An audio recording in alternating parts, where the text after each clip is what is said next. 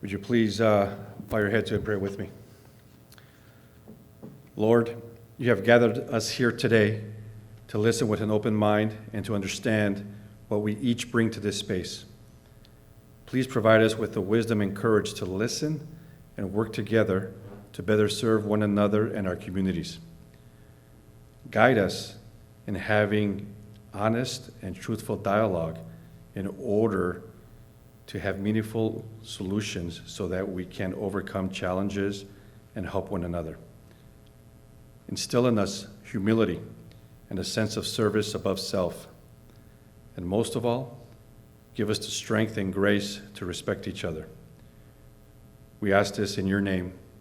Amen.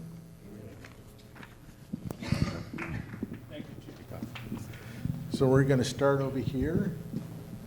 You can stand your name and organization if that's however you want to be identified. Yeah. Ramon Martinez, La Raza Historical Society. I'm Robert Aguirre. I'm an advocate for the unhoused. Tony Estremera, Valley Water. Let me give you my blessing. Richard Santos, your director of Santa Clara Valley Water District.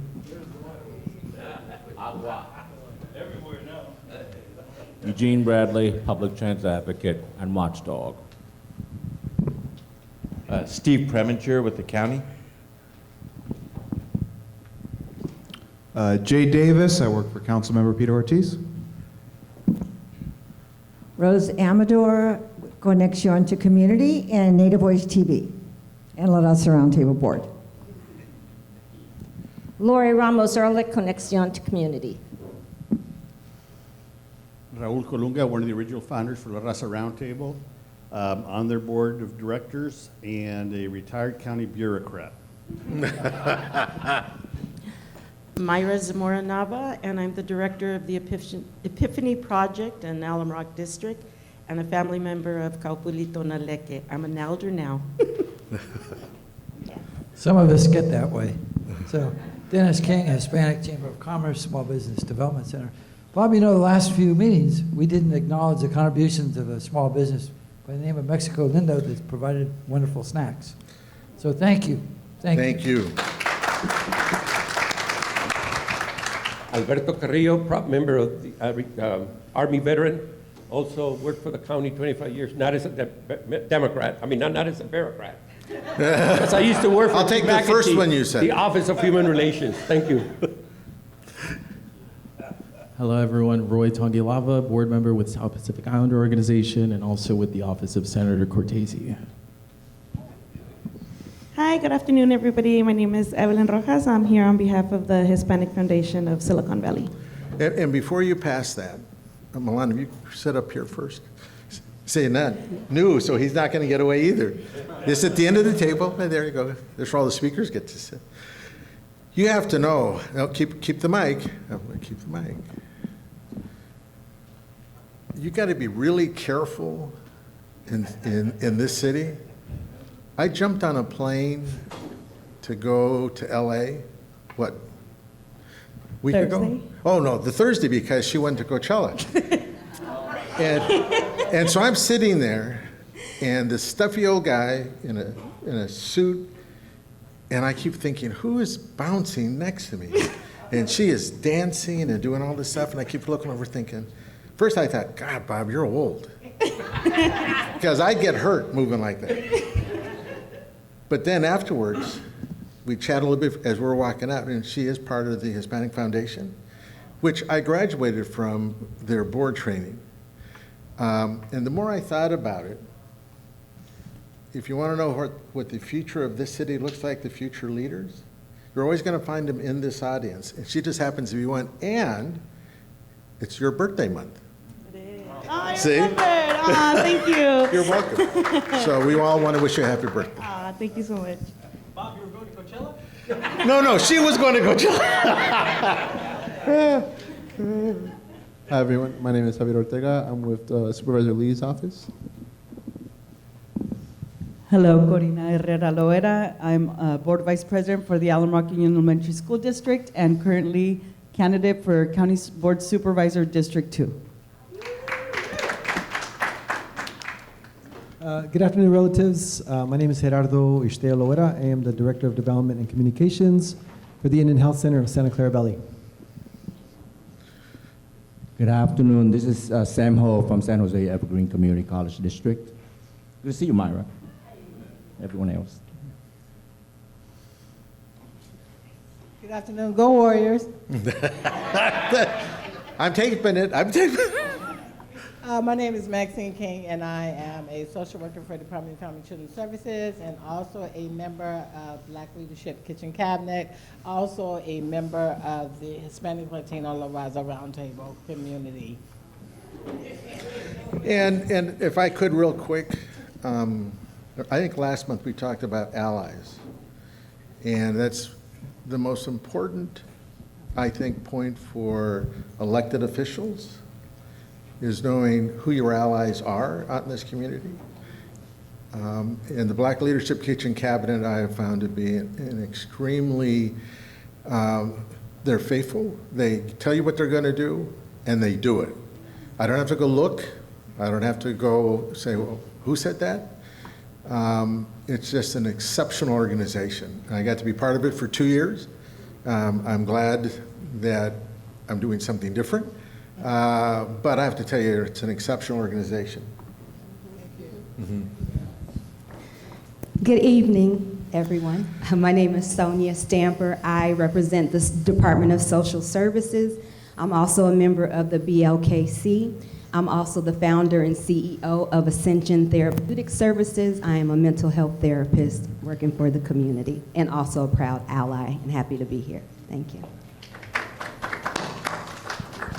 Hi, I'm Anna Perez, also social worker from Santa Clara County Social Services, and I'm also the recent co-chair at El Comité, which is an agency based for our workers for Santa Clara County, trying to help our Spanish-speaking Latino, also working closely with our other children of colors and trying to get them out of our system.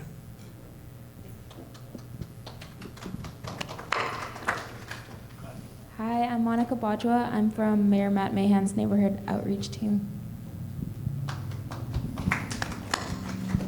Hi, Leilani Gomez, Mayor Mahan's Neighborhood Outreach Team. Hi, my name is Sarah Garcia, and I'm with Mayor Mahan's Policy Team. Hi, Marcia Hovey, retired government emergency manager and now executive director on the nonprofit side of Collaborating Agencies Disaster Relief Effort for Santa Clara County.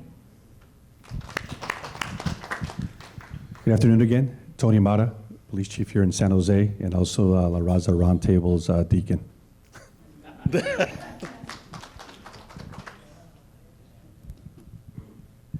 Manu Martinez, I represent KCXU, our community local radio station for the people.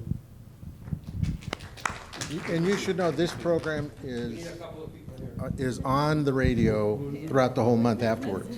So not only is it filmed, it also goes out to the whole community.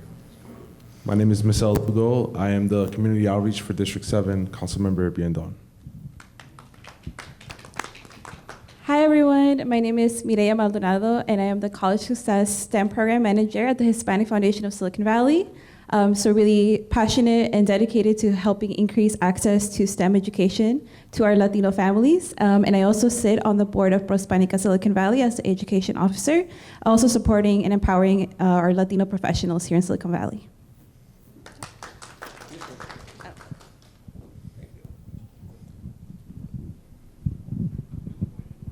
It's always weird being on this side of the mic. Tim Alcorn, Social Ground Foundation. We handle all the tech and everything here. Hi, Kevin Gallegos, and I'm also here with the Social Ground Foundation. Good evening. My name is Manuel Amesqua, and I'm with Connection to Community.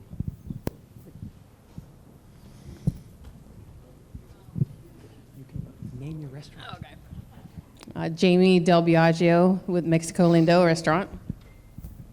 Lino Munoz, Honor Mexico Lindo, and supporting the Raza Roundtable with the food over here today.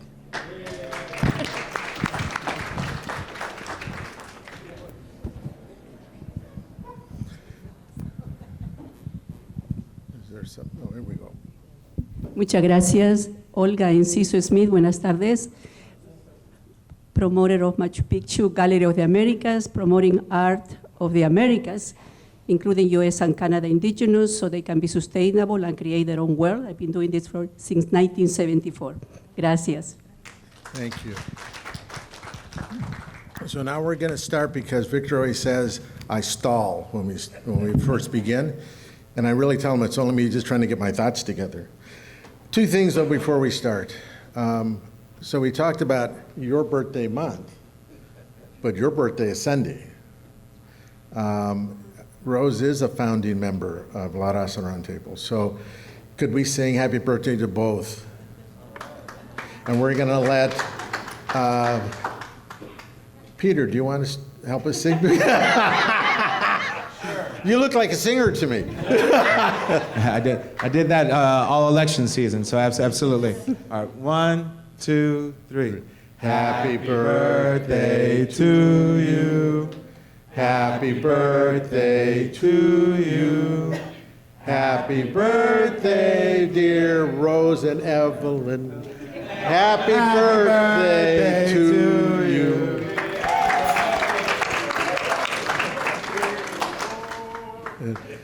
Many more. I may have overspoke about being a singer. But I was talking about myself. But on a sad note, we want to close tonight's meeting.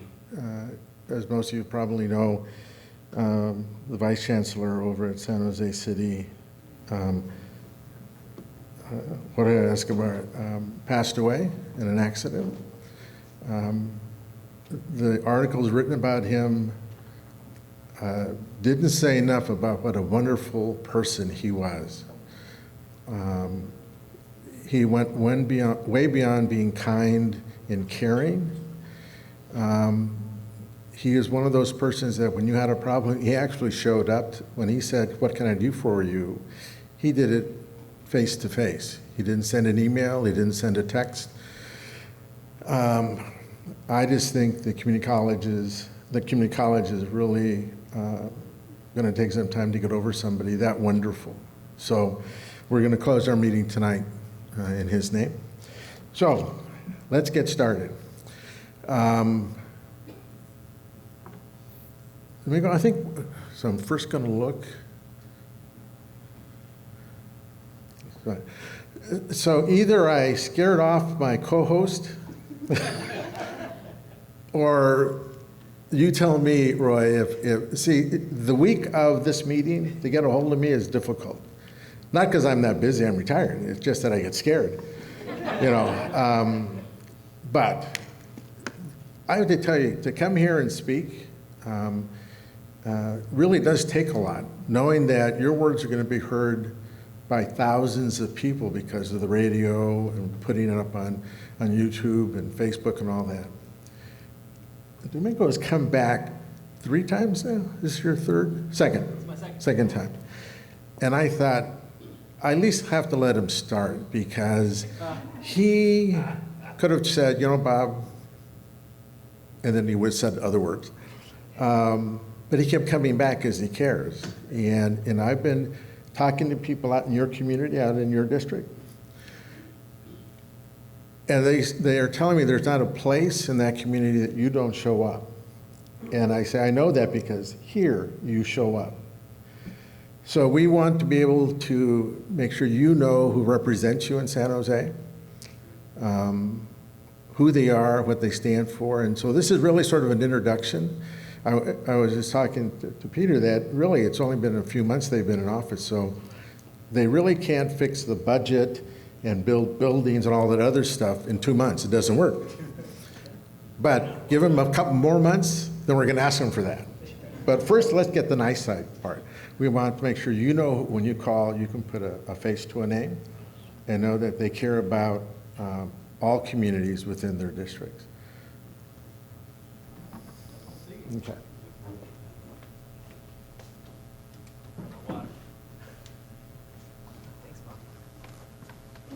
All right. It's good to be back. It's good to be home. I started coming to La Raza Roundtable when I was a puppy. I was a baby working for Jim Bell, 23 years old, nervous as heck. Having my talking points explicitly written. I have a couple thoughts that I will tend to follow, but I'm just gonna go free flow and see how things go. My name is Domingo Candelas. I'm a District 8 kid, born and raised.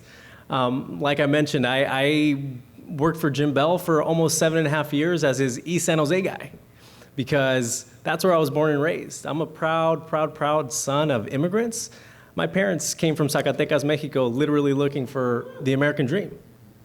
My dad's a small business owner, has a heating and air conditioning company. That's how I made my money in the summers.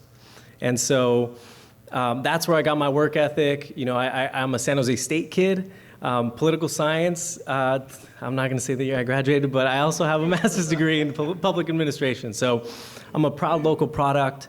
I've been on the job about a little under 3 months.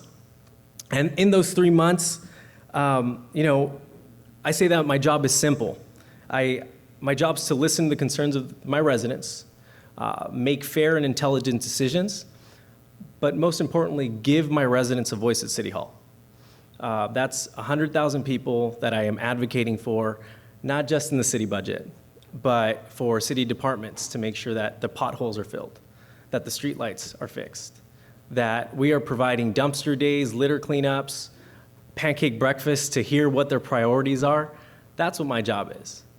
And since I started, being accessible and available for the residents is what I've been focusing on. Constituent services and community engagement, I've said this time again, is literally the bread and butter of local government. If somebody's pissed, they should have the right to call you up and say, why did you vote this way? While we may not agree on everything, I will give you my rationale and I will explain everything and I will give you my thought process. I've had 15 cleanups. I have 3 dumpster day sites this weekend. I've had a joint town hall with Congressman Jimmy Panetta, State Senator Dave Cortese, who I know he has staff here, so shout out to State Senator Cortese. Assemblymember Clara, I did a pancake breakfast. I did a senior scam stopper with our DA. I mean what I say. And putting community events together so the residents have the services that they need and their council member accessible is what I care about. And when it comes to policy, I was appointed January 30th. So February 1st, we started talking budget. So there's a couple things that I'm focusing on, and that's equity, housing, and family services. Making sure that as a city, we're talking about equity and we make budgetary decisions. And I wholeheartedly believe that the best place to talk about equity and to lead with intentionality is through our budget, because where we put our money is where it matters. On housing, homelessness is a big issue. I'm not revelating and I'm not saying something new, but that's the reality of where we live. Housing affordability is difficult. And there's folks who are suffering from homelessness, folks who are unhoused. And so we need to take a holistic approach of how we deal with the issue, but most importantly, we have to lead with empathy of how we deal with our unhoused neighbors. One of the big projects, one of the big things I care about is Lake Cunningham. As many of you know, the lake has a lot of work to do. In the summers, it's hot, there's smells, the trails are dilapidated. There's a lot of work and underinvestment that is happening there. But thank you to my colleagues at Valley Water, Tony and Dick, Jim Bell, now that he's there, guy I know kind of well. You are leading with intentionality and saying, hey, we know we're underinvesting in Lake Cunningham. Let's put some money where our mouth is. Let's put some actions forward.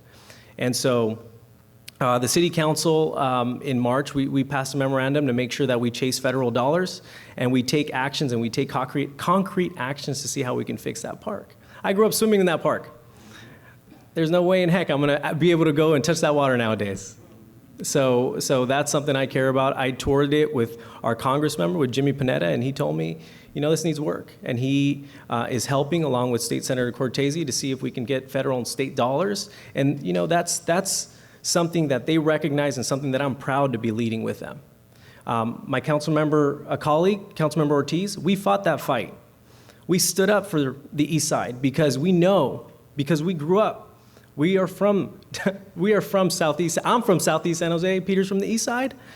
We know the difficulties that we face. We know the barriers.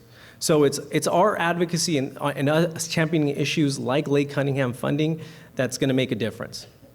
And recently we also fought hard on wage theft, making sure that we're protecting workers, that we are punishing the bad actors, those who are continuously robbing our workers of their wages for profit. That's unacceptable in our city. The capital of Silicon Valley should not be doing businesses with poor contractors and poor businesses that cheat our security workers and our low-wage workers like janitors. That's not fair, and something that I'm proud to have fought with my council colleagues just a month ago.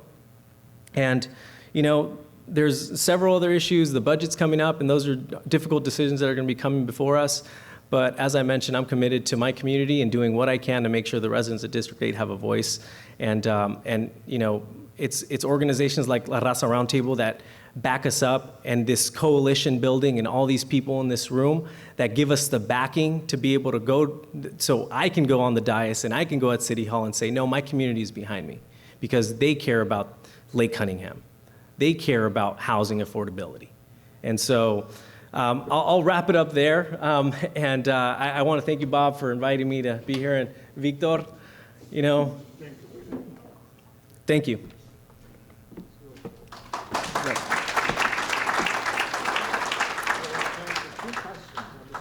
See if anybody has any questions.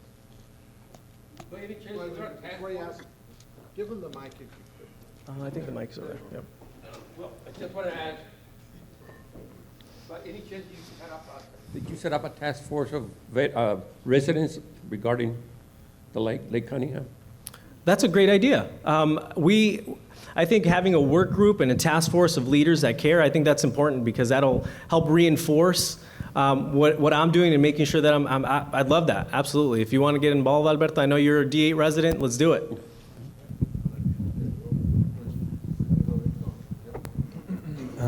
Good afternoon. Hey. Councilmember Candelas. Just wanted to personally thank you. I didn't see too many hands go up when they asked for questions. But I just wanted to personally thank you here amongst the community for taking time out of your busy schedule to come and visit us at the Indian Health Center of Santa Clara Valley, having some time to just sit down and understand more about the 22,000 plus patients that we serve, and especially catering to the unique healthcare needs of American Indians and Alaskan Natives. Thank you so much for being a champion for our community. My wife and I live right there, and I walk to Cunningham Park all the time. My dogs and I are always around that lake, and so I'm really excited about the changes that you're championing there, and looking forward to partnering in any way that we can as residents in the neighborhood. Thank you so much. Thank you so much.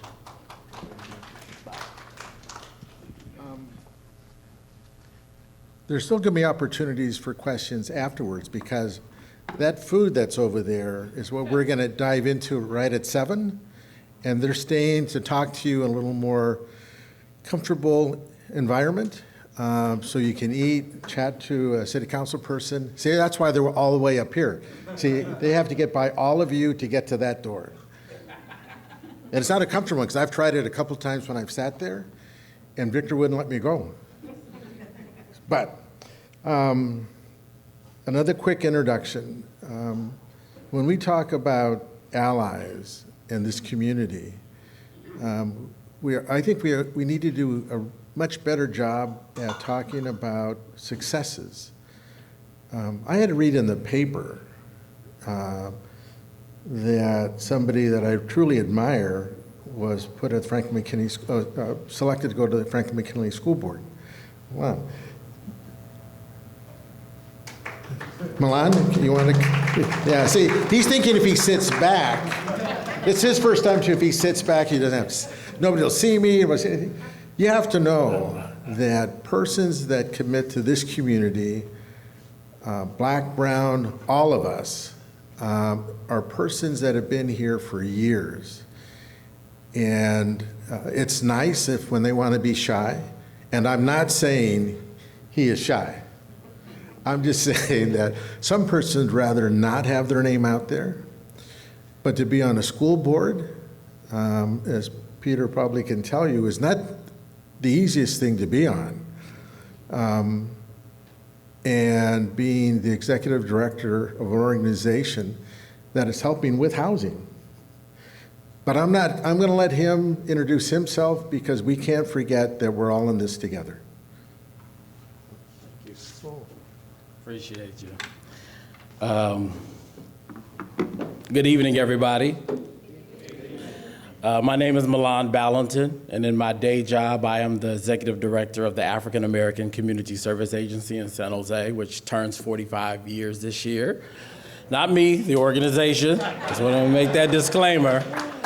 So in my day job, I am the ED, and I started there 12 years ago as the executive director with a 1.5 staff, really no budget, and dreams that my ancestors created. And also observing your ancestors and what they had to do to get where they were helped me develop the organization, which is now a $3 million rand organization with 26 staff members and multiple programs and services. So I'm a testament to what we as young people, I still like to call myself young, the council member, and he and I both went to San Jose State University, so shout out to all the Spartans in the room. Still paying that bill. You know, being a nonprofit, you serve on any and every committee. You're working alongside people in the community. It would be presumptuous to say at the African American Center, we serve a large population of your community. And so when I say that in understanding as a black person, I don't ever want to be at the table and assume what your community needs. You have to go and be with the people. And so currently, we brought on Lenny's Gutierrez from Comcast onto our board because I needed to make sure that the Latino voice was present at the African American Center, where if you come and you volunteer at AACSA, you will see our community being served as well as your community. Today, I'm here on the capacity of being a school board member. I did not have it anywhere in my vision board of being an elected official. I didn't want my address out there to the public. I just wanted to serve the community because my grandmother raised me. And she raised me to be a person about connecting people to resources and what they need. So I'm here today just to introduce myself. I've come here before as ED. I like to sit in the back of the room. I don't like the people to know that I'm in the space. But of course, when leadership calls forward, that is where we come to advocate for the seniors, for the young people, for people of color, hard to count populations. Being a new member on the Franklin McKinley School Board, I'm learning a lot. And I know that when we talk about the population of children here in this city and in Franklin McKinley School District under Superintendent Juan Cruz, who's a dynamic superintendent, might I add, if you don't have your children in Franklin McKinley, come see me because they should be in Franklin McKinley. But just wanted to pretty much say hello to all of you. To say thank you to the elders who have kept this organization going and working with the Walter Wilsons and Henry Gages and the folks in our community that have been toiling for years over there on 6th and Julian, that we are here to work together to make sure that we get the children what they need. And if you have any comments or questions, I'll stay around. You have to block the door. I like to get a good meal myself in, so I will stay around and eat and answer any of your questions. So that's my quick spiel. Thank you so much.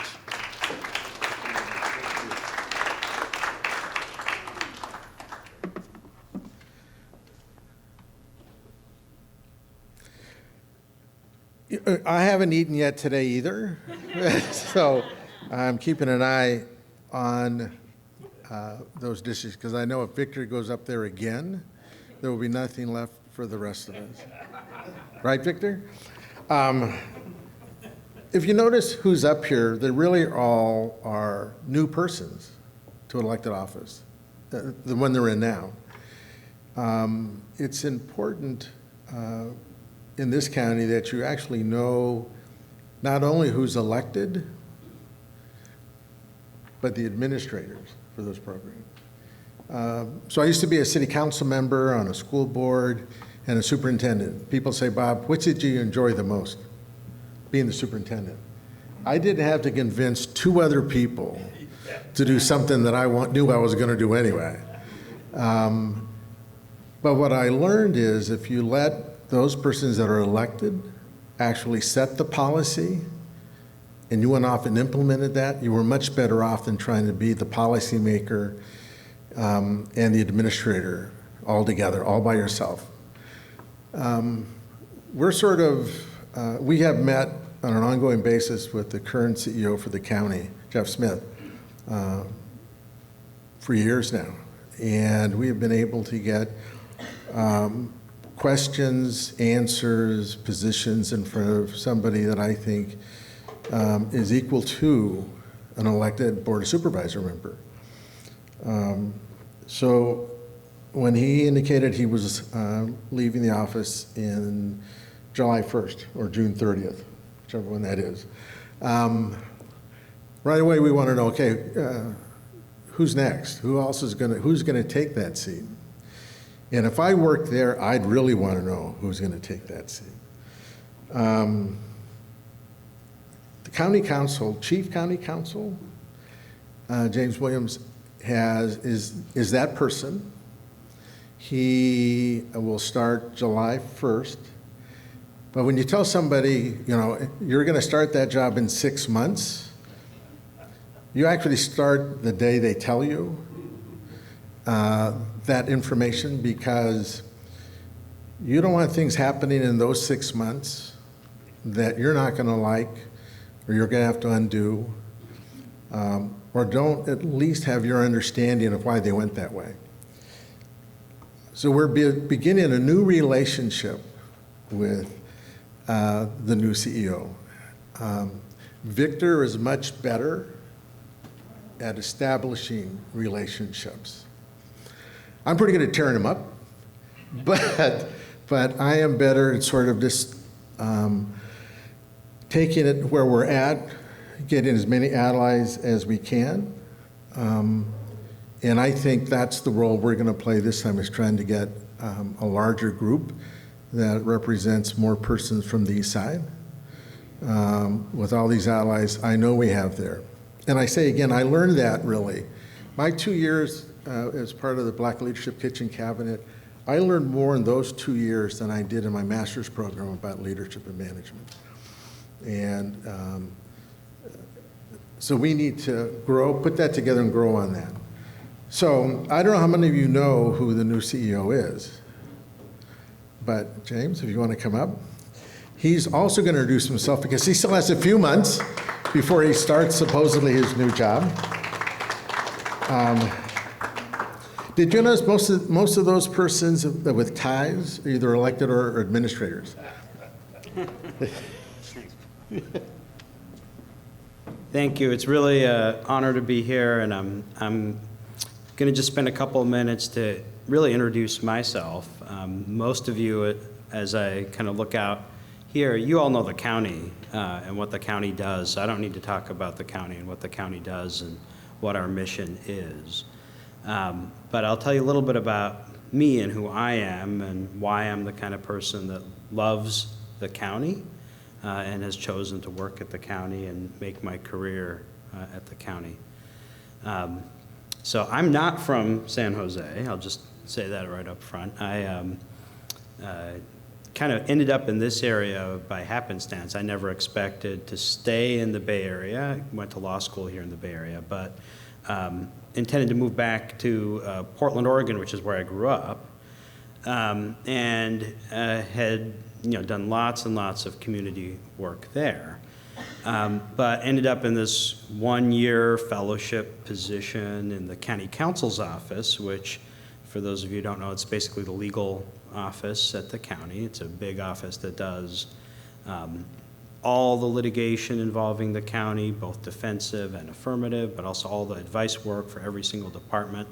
And we have something unique in our county counsel's office. It's special among local governments in the country, and we have a social justice impact litigation team that does affirmative cases on behalf of the people, that goes after actors that have harmed the community, and brought the nation's first lawsuit against the opioids industry, brought the landmark lawsuit against lead paint manufacturers to hold them accountable for the harms of lead paint. And so I had got this one-year fellowship to work in the county counsel's office as a brand new attorney. It said, do social justice impact litigation. I thought, okay, I'll do that for a year. I'll go back up to Portland. I even took the Oregon bar exam.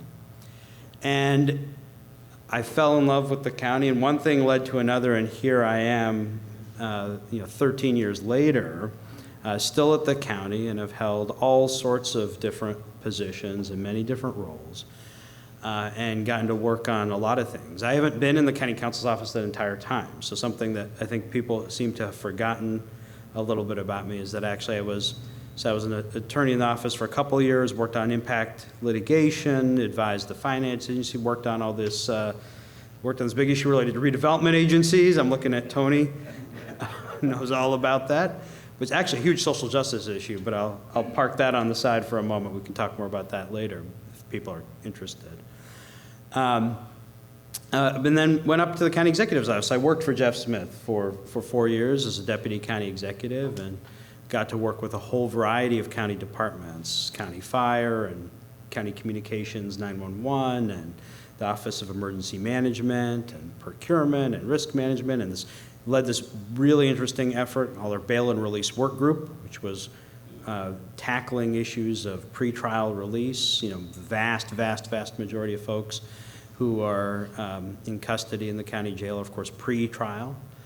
Got to work on all this variety of stuff. And then in 2016, the board said, will you come step in and become the county council, run the county council's office?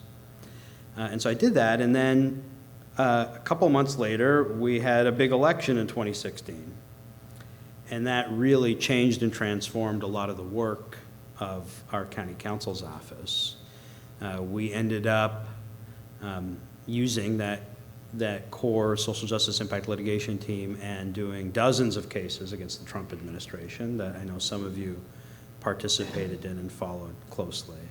I'm very, very proud of the work that our office did in leading a lot of nationally significant litigation and pushing back on the Trump administration. And we bought some hospitals out of bankruptcy just a year before this pandemic hit. And I got to work during the pandemic side by side with Dr. Cody in running our emergency operations center and crafting health orders and trying to do everything that we could to keep our community safe. Each twist and turn of those kinds of efforts has been something that I couldn't foresee or predict. For many years I thought, I'll make my way back up to Portland, but now I've made this community my home. I have 4 beautiful kids, and my wife and I have settled down here. She's an elementary school librarian, and we've come to love this place and the diversity here. And I feel like I struck gold in ending up at the county because the mission couldn't be more aligned with, my kind of long-standing commitment to public service. Found kind of the home of a place of a governmental entity that its entire mission is oriented towards service. And we heard some comments about budget a few minutes ago. If you look at the county budget, you see what we focus on and the work that we do. Our health system is basically half of the county's budget, and social services and all the supportive services and programs that we do. I mean, it is what the county is about. And so, it's just an honor, really, to be helping lead and work with such an incredible team of amazing employees and dedicated public servants in a place and in a space that is so committed to that work. The other thing that I feel really lucky about in Santa Clara County is that I found a place that's willing to be bold and innovative and aggressive. And those things I just mentioned about buying hospitals out of bankruptcy, nobody does that. No governmental entity does that. Taking on the Trump administration, dozens and dozens of cases, and investing in a legal team to do that, Almost no local government entity in the country does that. Taking on the redevelopment agencies. We were the only entity in the state that took that legal position. And as a result, $5.5 billion a year of property tax got shifted back towards funding services, teachers, nurses, social workers. Huge, huge social justice issue. The county has been able to do that because we've had a board that's provided the policy leadership, that's given the green light, that said we're willing to do things other counties won't, we're willing to take risks other counties won't, we're willing to lead where other people won't. And we've had an administrative team and a legal team and employees and dedicated folks who've been willing to figure out how to make that actually happen.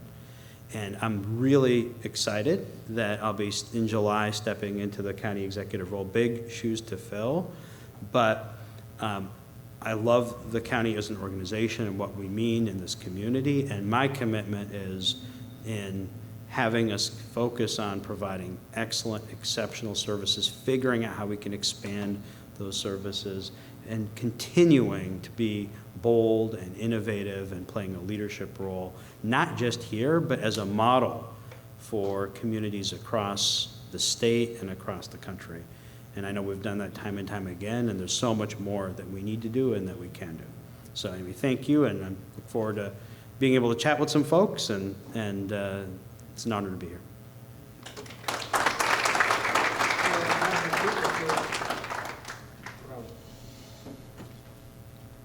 As I mentioned, I'm 34 and a half year county bureaucrat, and been working with Comité recently on some issues that are affecting the children of color within the ed system. And one of the issues is the lack of appropriate culturally competent and bilingually skilled social workers. There are some barriers that are preventing the county from being able to hire more social workers that speak the language, and that is that they have a requirement for a master's degree. And I would hope that we've been working with Daniel Little, and he's in agreement that there's no need. There are many other states, many other counties do not have that requirement. I would like to get a commitment from you that you'll look at that and hopefully support Daniel Little's position that that could be eliminated. The other is with social equity and racial equity. Raza Roundtable, as Bob mentioned, has been attending meetings on a monthly basis with Jeff Smith. One of the things that we've asked for and still have not received is a report that lists the ethnicity by classification or major category for the workers, so we can look to see if we have an adequate number of people in critical positions. Dependency, juvenile justice, the juvenile system. I served as the chair of the Juvenile Justice Commission, and I'm concerned about the disparity that exists in this county for children of color, African ancestry, and Latino youth in both those systems. So I'm hoping that you will continue to work with the leadership in those various departments to look at what can be done to address those concerns. Thank you for the question. And where did you work in the county? What was the role that you had? Benefits. Initially, I ran workforce development programs, but since I know the system, that's where I first met Steve. And Steve gives me credit for introducing them to his wife, but that's not the case. That's not the case. So, I think something needs to be done. I also chaired the Council on Equal Employment Opportunities for the county. So I've been active in the community for many, many years. Well, I will definitely be happy to work with Dan Little on learning more about what's going on and getting information and looking into these issues.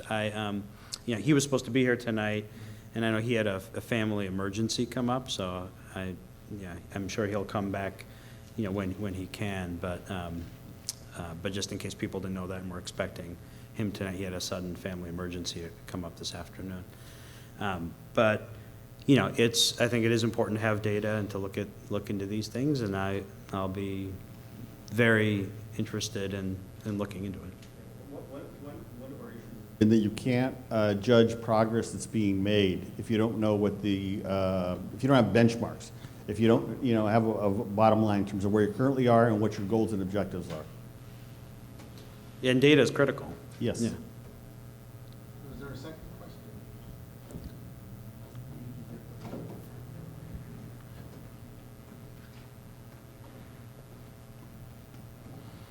Hi, I'm wondering if the county can provide more land for people building either temporary, transitional, or permanent supportive housing, because it's something we have a need for. The only real solution to people that are unhoused is to house them.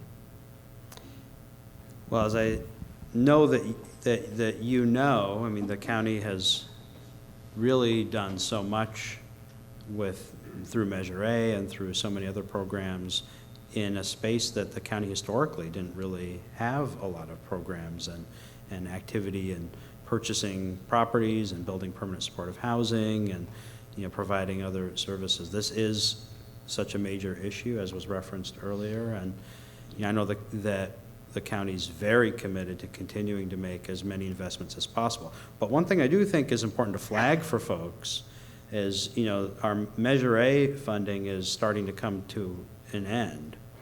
And, that's something that should be, if it's not on people's radar, that's something that I would encourage people to start being aware of. We've been very fortunate to have that resource, and and what we have done, if you've seen some of the recent reports, is really phenomenal. It's been incredibly successful. But there's very little left of that bond. And most of that is already with projects, in the pipeline. And so what we're going to then collectively do to find, a revenue source to continue, because there's a lot more work, to your point, that needs to be done, is something that collectively as a community we need to figure out. So if that's not something that folks are talking about, I would encourage people to talk about that, because we need to collectively figure that out. So for temporary and transitional, can we use the fairground? That's a policy decision. That's what I would have answered. So we're going to circle back because there was only two. So don't leave, and please don't leave. The group will soon figure out after their first or second time up here. We still ask tough questions. We just do it in a way that we don't need to scream, we don't need to yell, until we have to scream and yell. But right now, they're new, and we have to make sure they come back. We have two more city council members. And I have to tell you, I kept thinking about the changeover in that city council. And persons talking about, well, it's going to lean this way, it's going to lean this way. And so I'm active here in Santa Clara County, but also LA, Orange, Riverside, San Bernardino counties. I think we have the best county government, bar none. If you go to LA, all they talk about is housing, while they still see everybody in tents on the street. You go to Riverside, don't even talk about housing. They still just make everybody stay out on the street. San Bernardino is worse because they don't have any money regardless of what they're doing. And I don't think they have many people there with a lot of intelligence to help them. And I can say that because my mother was born there. She's the only one that was smart and got out. But here, these meetings aren't meant just for you to see who's the elected official. It's so that you feel comfortable when an item comes up to place a phone call, talk to their staff, talk to them about an issue. Lake Cunningham, it was a good one. I thought for sure that was going to go someplace. I really did. And I've been at that park on a number of occasions. So I live in Milpitas. And so if you talk about Milpitas, people talk about you don't really get to talk to elected officials or to administrators because we're a small city. That lake, I heard complaints about when I first became superintendent here. And this is, I'm not going to tell you how many years ago it was, but it was a lot. And to know that there are still persons here that care about that, that are in a position to do something about that, is important to know. It's not that they were elected to take care of one little spot and that's all they're concerned with. If you go to Los Angeles, that's it. If it doesn't happen in their district, they don't care. San Bernardino, they don't care if it happens anyplace. You'll find this theme about San Bernardino with me, so I'll try to keep it to myself.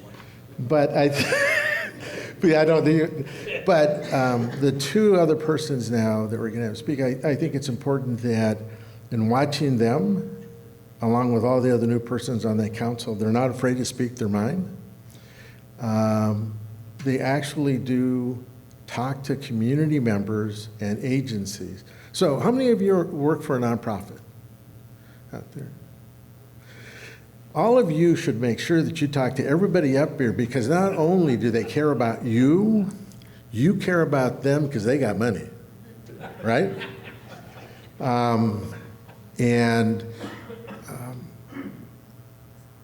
As I listen to them, they talk about spending those dollars in a way that's beneficial to people, to children, to family. And that's what we want. And so we need to make sure that, though we may not always agree with you, when we do, we help them. Because I've sat here before when there wasn't one thing I agreed with somebody that was elected up there. And so all I was doing was counting the years until their time was up. So you can erase that part out of there too.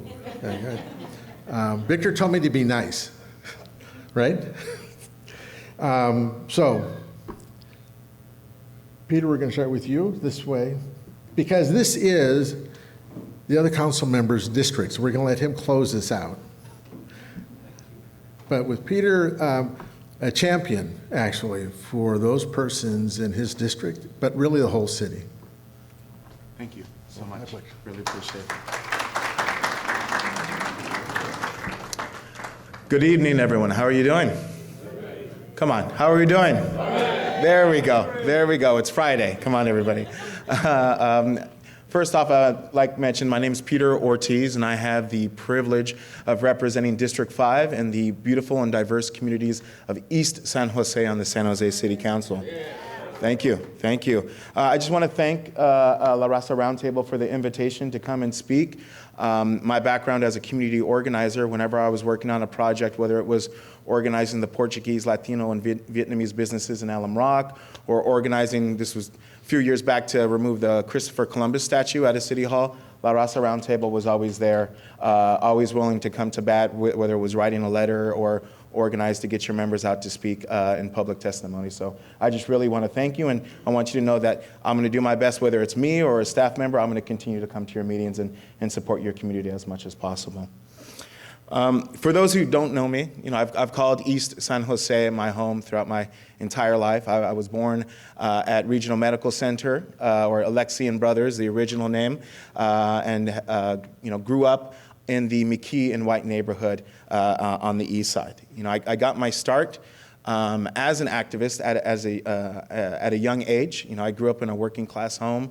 I had a single mother who was a union member. She was a proud member of SEIU and worked in healthcare. So she would bring my brothers all out to protest at Kaiser to make sure that she was getting union benefits, to improve her pay at work, and it worked, truly made sure that we always had food at the table, always had a roof over our heads. And that's what I learned, that when it comes to working people, our immigrant and Latino communities, if we want something, whether it's from our employer or for the government, we have to organize for it.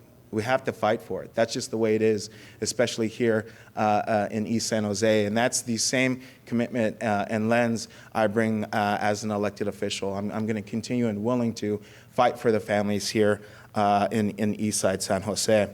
I'm a proud alum of the Eastside Union High School District. I don't know if we have any alums here, but I'm a Sixer, graduate of Independence. There we go. and had an excellent time there, but my path through high school and to elected office, it wasn't easy. However, I had a very hard path. You know, at the young age of 12, I was inducted into a gang, and from the age of 12 to 22, I struggled with those hardships. But it was through intervention programs, community programs, nonprofits like the individuals in this room. The MOXA program was around when I was young, and I went through a lot of mentorship and career development programs, youth development programs when they were there. And it truly made a difference in my life. You know, it really instilled in me values and set me onto the right path to where I am here today. So I believe nonprofits do an excellent job in our community and really save much of our youth who unfortunately may slip through the cracks. You know, it was one of those experiences that first made me consider seeking elected office, you know, to make sure that, you know, our youth, individuals who grew up just like me, whether it was a single parent, whether it was lacking financial resources or et cetera, making sure that they had the resources just like other communities in this valley to be successful, whether it was their academic career or even their workforce career as well, because they deserve it. East San Jose deserves that and a lot more than what they're getting today. And that's why I first ran for my first office, which was on the Mount Pleasant School Board, becoming the youngest trustee at the age of 26 to be elected on their board. And then following that, I ran to represent East San Jose on the Santa Clara County Board of Education. And in both of those roles, I advocated to make sure that we were centering ethnic studies and curriculum at our schools, passed the first resolution on the County Board of Education to set up ethnic studies task force, first in the state of California here in this county, to begin developing this curriculum. That way, you know, our black and brown families, our Vietnamese families can see themselves in the curriculum that they're learning. Our indigenous population as well, our First Nations, can see themselves in the school curriculum that they learn in the classroom.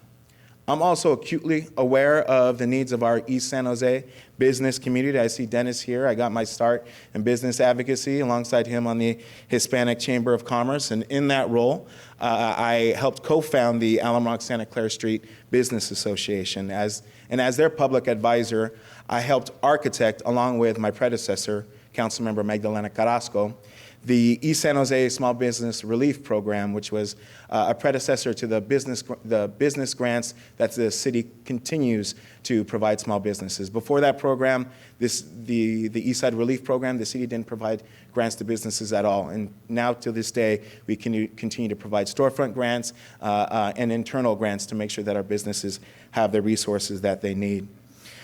So on top of the needs of our workers, right, in our district, which is extremely high, whether it's displacement, you know, the cost of living, the need for, you know, better jobs and benefits, really the needs of our small businesses was a huge, and especially our anchor landmark businesses in our area. Pink Elephant in East San Jose, Vito's Pizza, every one of our districts have landmark businesses. The need to preserve those as our city grew was also a huge point to why I ran for city council. So as Bob said, I've only been in office for 4 months, but we've gotten a lot of work done. I want to acknowledge my staff member, Jay Davis. Thank you, Jay Davis. Davis has supported our team with several memos, and I'm proud to say that our office has authored 14 memos in the 4 months that we've been in. So that's almost every single city council meeting we are introducing policy, because I don't want to be a council member who's, you know, waiting for things to happen. District 5, due to redlining, due to systemic inequities in our city, is playing catch up when it comes to our other districts. So I'm committed to make sure that whatever we're voting on at the city council, I'm coming to it with a lens of equity and social justice. And that's what we've been doing with these, in our short time, 4 months, with these memos. We helped in partnership with Councilmember Candelas, who led the effort, a more effective wage theft ordinance to protect our workers and city contractors. If a contractor is getting city money, they should be treating our workers respectfully and make sure that they're not ripping off working people here in the city. We helped create a blueprint for a more empathetic approach to homeless encampment abatement with less of a blowback, so making sure that We're actually having conversations with the houseless population, identifying where they're going to be going, not just pushing them around into circles, which the city has historically done, finding whether it's housing, interim housing, and resources for them. These are human beings, right? We can't just continue to push these individuals from neighborhood to neighborhood. We've worked hard to keep affordable housing preservation on the agenda as part of the conversation. Because while we need to continue to build affordable housing, in some communities, people are losing affordable housing, whether it's due to the exchange of new owners, whether it's just the property is deteriorating and it's not in a place where you could rescue it. So we need to also be prioritizing the preservation of affordable housing, just like we're building it. And I'm partnering with my colleagues on the city council to do that. And then finally, I wanted to talk to you about 3 priorities for the near future. One is community-oriented development. The other, and is something that I'm going to continue to push forth in all budget processes, but a people's-oriented budget that's centered around our most vulnerable populations.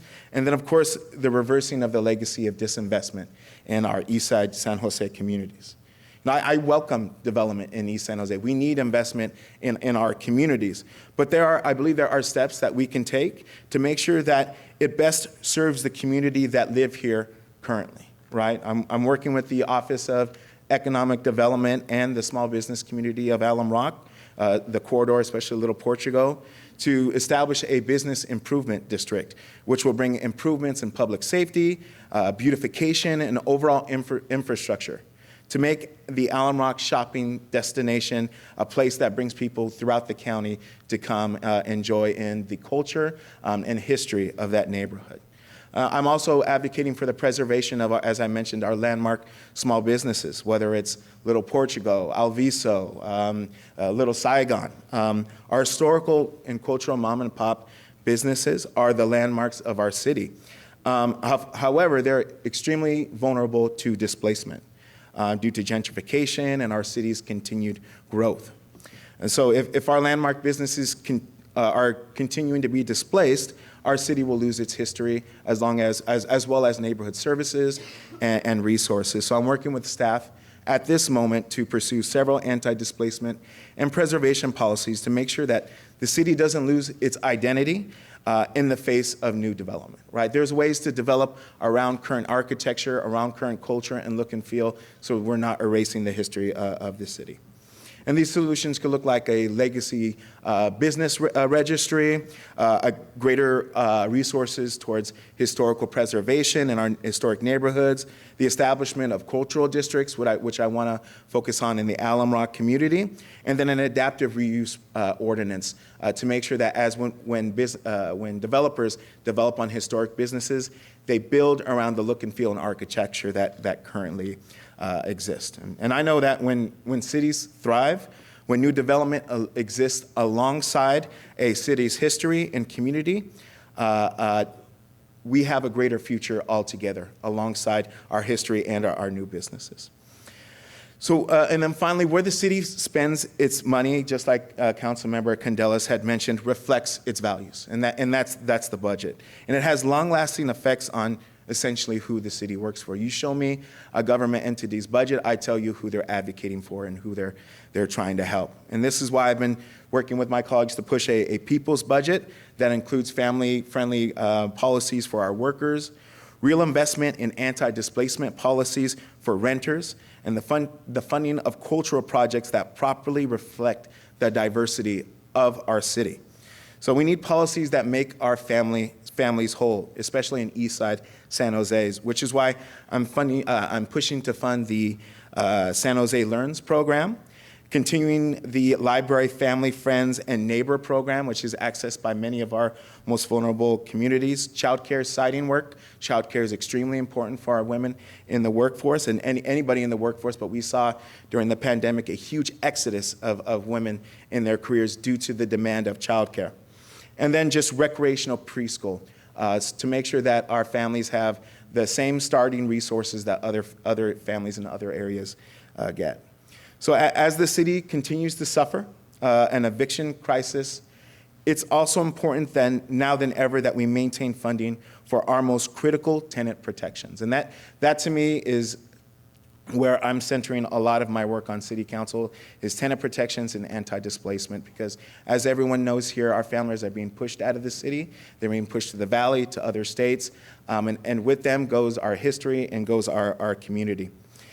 So I'm pushing to make sure that we continue to fund the Eviction Help Center through the end of the next fiscal year through piloting a safe and healthy rental homes program to improve the quality of life of rental housing.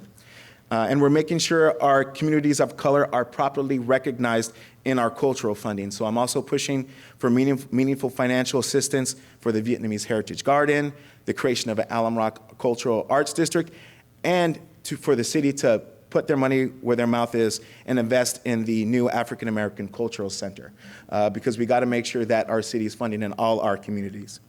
And then finally, it's important to continue to address, as I mentioned, the disinvestment that District 5 and really all of Eastside has experienced. You know, I was elected and I ran because I take issue with chronic blight in our neighborhoods, illegal dumping in our communities, and we're working with Beautify SJ and other city departments to address these demands more effectively and in an equity lens.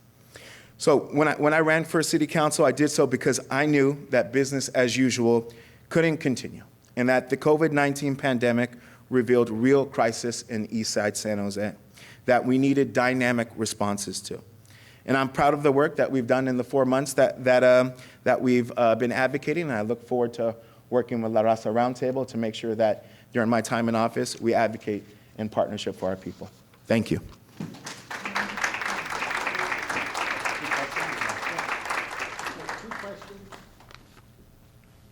Yeah. I'm very happy to hear what you want to do in your district. We don't have to look very far to know what happened to mom and pop, family-owned business, especially the Mexican and the Vietnamese that were in downtown San Jose. I was there 20 years, the only voice. We didn't have a council member like you. So I'm available to work with you and preserve the Portuguese small business in this world that is impersonal, people buying online. There is nothing like going to a family-owned business. They are part of the soul, the heart of the community. And I thank you very much for what you're doing. I am available. I think I met you before. I'm back in San Jose with my business. Oh, that's great. And will continue. Please don't tell anybody my age. Please okay. I am 79, and my son is here following my legacy. His little company that also is Grinchos, Gringo Cholo. Oh, good. Thank you. Which one's your son? Oh, hey. Good. Oh, okay.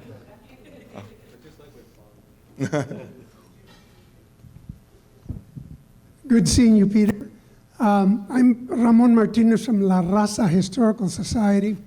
One of the things we do is work on telling the stories of La Raza. We say La Raza because there are many, many, many types of Latinos, including our friend from Peru. But I was going to say that both the city and the county are great places to live. They're exemplary. That's why people are here. But the greatness of the city and the county come from the people from the city and the county. I've made my speech. My question is, what are you doing and with the city of San Jose as a structure to promote the history of Latinos in a broad way? Because when the stories, people don't have a history, especially children, that means they have no value. If they don't know anything about someone who looks like them, who did something, they have no value. It is the core of racism. Thank you. Thank you so much for that. Everything you said is something that is extremely important to me. You know, when I was first getting involved in activism, what really lit my soul on fire was learning about, the Chicano movement, the history of our people here in the area.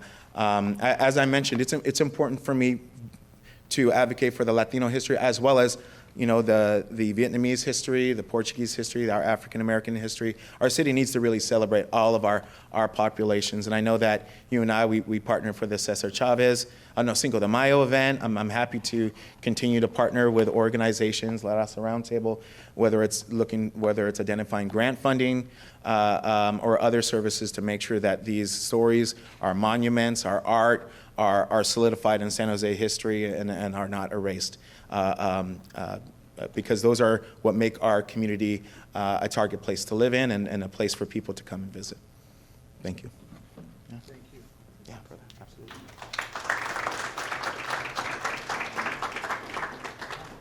Looks like we're locking the door. If I may, I'd like to No. congratulate Dr. Ramon Martinez on an excellent job that he did. I think it was Monday. Victor, can you get the mic? An excellent job that Dr. Martinez put together with a group of people from the university and the community.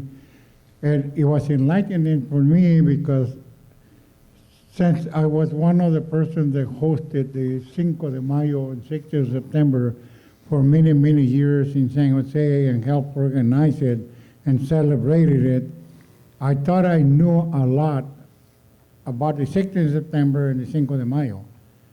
Well, it happened to be that Dr. Ramon Martinez brought in Dr. Hayes Bautista from UCLA that enlightened us into going back several hundred years ago. Something that I didn't know.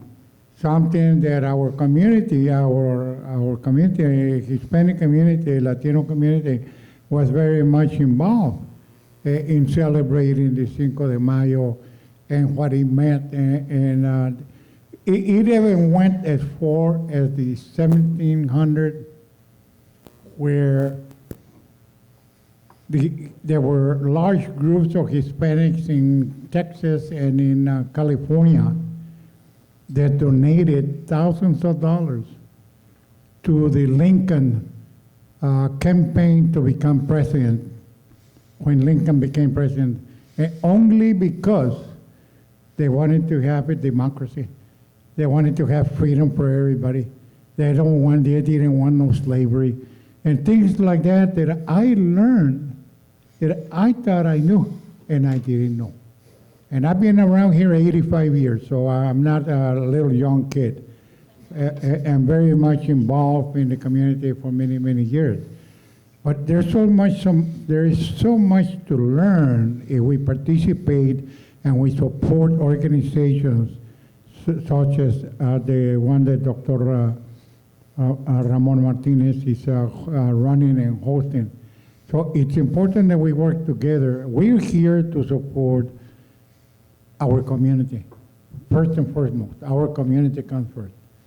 Our elected officials, that we are at least able to have an ear to listen to us, and hopefully we'll be able to work together. I would say that at least 95%, if not more, we're going to be in agreement. What we have to do is have a conversation.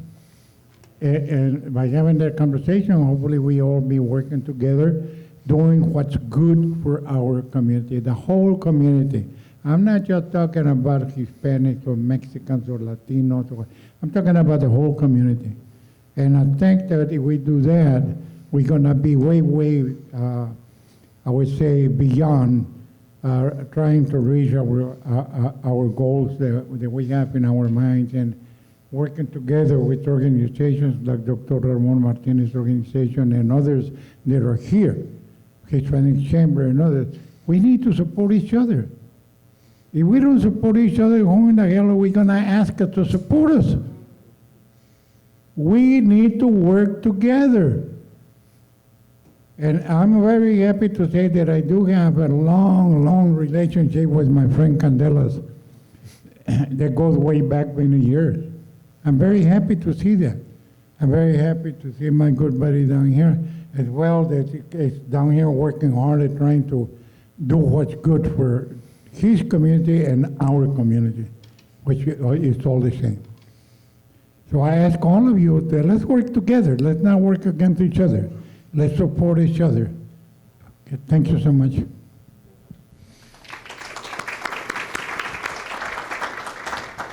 So, Councilmember, I do not want to shortchange you. Can I ask you to come back next month? Sure. And keep in mind, since this is his district, he's also going to tour this facility next week. Where's Rose?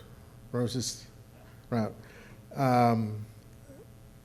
She's lucky that she hosts us here, and she never misses an opportunity to grab somebody up here and say, "Oh, do you have just a minute?" And then suddenly they're on a tour.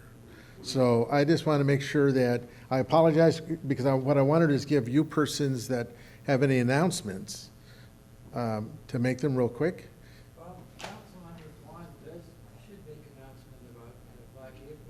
Sure, sure, that's good. Okay. Make a quick announcement. I'm going to just steal the podium a little bit. You can have it. Sorry. Well, thank you for that beautiful community speech that we all should work together. And if we don't come together, who will? And I appreciate that. I just want to say that, just a quick announcement that we have Black April coming up here on Sunday at the Rotunda from 2 p.m. to 6 p.m.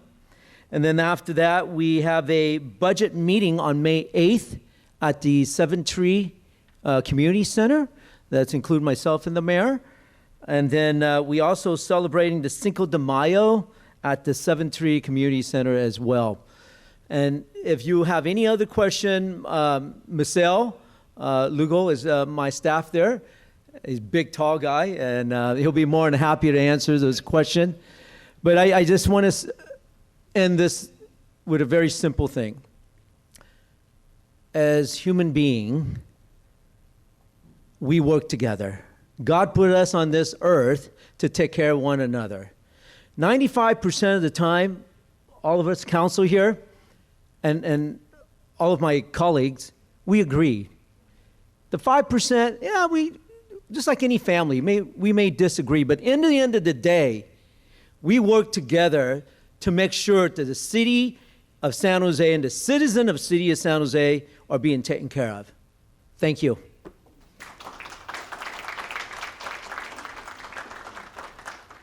He is going to come back because that was way too short, and he's not going to get his 2 questions.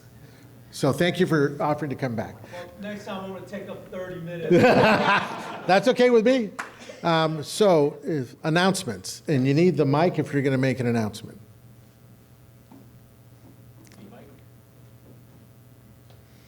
Everybody, great to see each other again. For those of you who don't know me, or who do or don't, my name is Eugene Bradley. I'm a public transit advocate and watchdog.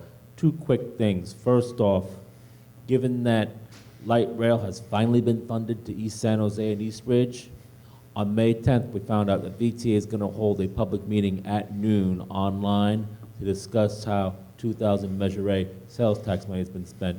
This is a vitally important meeting. Let's work with La Raza Roundtable to make sure that light rail to East Ridge doesn't happen. What happened with Alum Rock BRT, Bus Rapid Transit Board, was late and over budget. Also, let's get them to consider a station at Ocala, just to make sure, since that's going to be closing up in 2031, and there's going to be some development there. Second thing, a lot of these public transit agencies throughout California are running short on, they're going to run out of federal COVID relief money. VTA is in a better financial situation. They'll run out in 2026. However, public transit agencies like BART and Caltrain, they're going to run out of federal COVID relief money next year. So my colleagues, what they're going to do this Sunday at Dolores Park in San Francisco, they're going to have a whole protest party where they'll write letters to their state, to our state assembly members and state senators. So please urge your state assembly member or state senator to support Senator Wiener's proposal in the budget to provide proper public transit funding for all these agencies. Call 408-299-8683 if you're not sure who represents you at California State Legislature, and let them know, please fund public transit until they can get back on their feet again. Thank you. Thank you. Anybody else? Yes.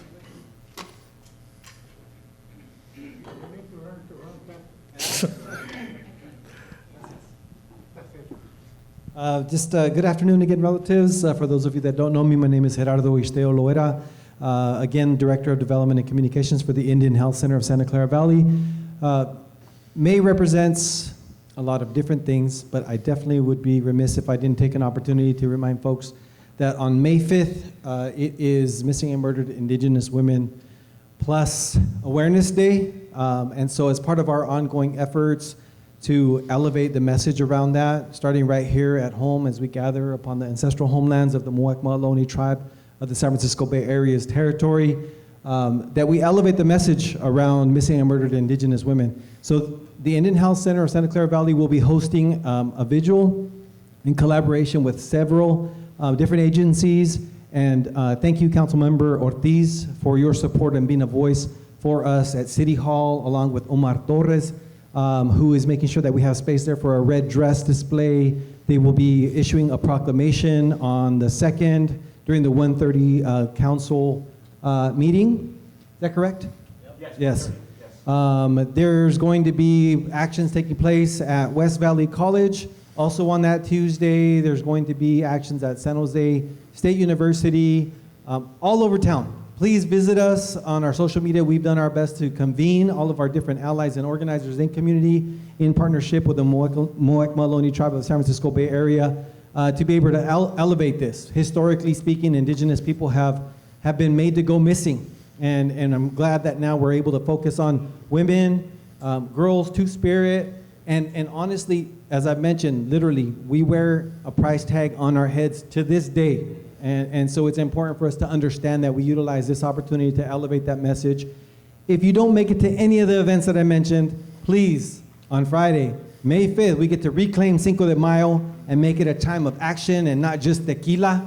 And we can come together and remind us about the land that we stand upon, the people that we represent. When we say Raza, and I look at this and I see indigeneity reflected there, and when we say Hispanic, but we see the nopal, that we remember what we're really talking about. We're talking about Indigenous people, not Latinos from the Portuguese community or the Hispanics from the Spanish community, but Raza, gente de la tierra, people from right here. So thank you, relatives, for your kind attention, and I hope to see you at the very least May 5th, 6:15 to 8:15 at City Hall. Come and join us in action. Oh my God, thank you. Didn't see any other hands. So first I want to thank you again for coming out. Yes. Hmm? But you need the mic. No, but we need the micro so nobody else can hear you. No, they can hear me. No, but on the radio, yeah. I just anti-recording. Just want to say briefly, my name is Brian, and my mother is Olga. She made a nice introduction already. Maybe some of you don't know me, but I'm not one to usually speak into the microphone. But I did present some coffee today, so I hope you're able to try it.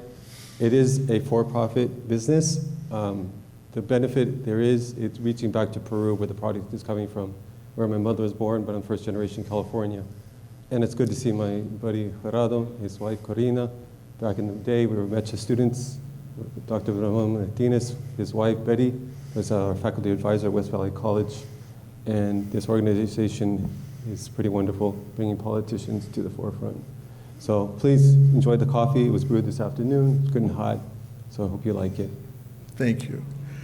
And on that note, remember that we are closing today in honor of Jorge Escobar. I don't know, why he's gone, exactly when all of the services are going to be, but we'll let you know when we find out. My only thing lastly is, okay, Evelyn, is it worth coming back to? This is your first meeting. Yes. Good. That's all I wanted to hear. Yes? All of you, thank you all very much. Please get something to eat. All of you stay and enjoy some time with those you elected to these offices. Thank you.